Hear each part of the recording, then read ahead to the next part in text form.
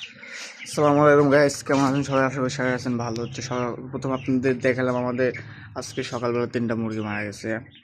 তো মুরগিটা মারা যাওয়ার কারণ কি, আর আপনারা কি করলে এরকম মুরগি অ্যাভেলেবেল 2-1টা করে মারা যাইতে পারে, তো এটাই আপনি ব্যাখ্যা দিব।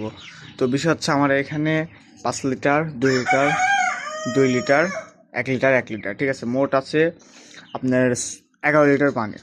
11 লিটার পানির ঢপ আছে। আমার এখানে মুরগি আছে প্রায় 120টা। তো আমার সবসময় দেখতে হবে সবটিতে সমান পরিমাণে পানি থাকে। সমান পরিমাণে বলতে কোনটাতে যে পানি থাকবে না, বা হচ্ছে ওইটাতে নেই, আমার এই 3টাতে পানি আছে তাও ওই 2টাতে নেই, ঠিক আছে, এরকম হওয়া যাবে না। তো সর্বপ্রথম মনে করেন আপনার সবটিতে পানি থাকতে হবে। যখন দেখবেন যে একটাতে পানি ফুরাই গেছে, যে সব কটাতে আসছে কিন্তু একটাতে ফুরাই গেছে, কিন্তু ওইটাতেও ভরে দেওয়া লাগবে।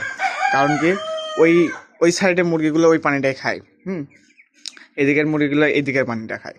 আর আপনি যখন ভাববেন যে আমার এই 3-4টা ঢোপে পানি আছে, একটা ঢোপে না থাকলে কি আসে যায়, তো তখনই মনে করেন মুরগি খাইতে পারবে না, তো মারাও যাইতে পারে আর কি।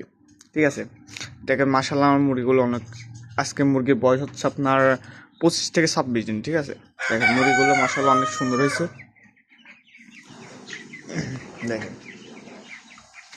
একটু আপনাদের করে দেখেন,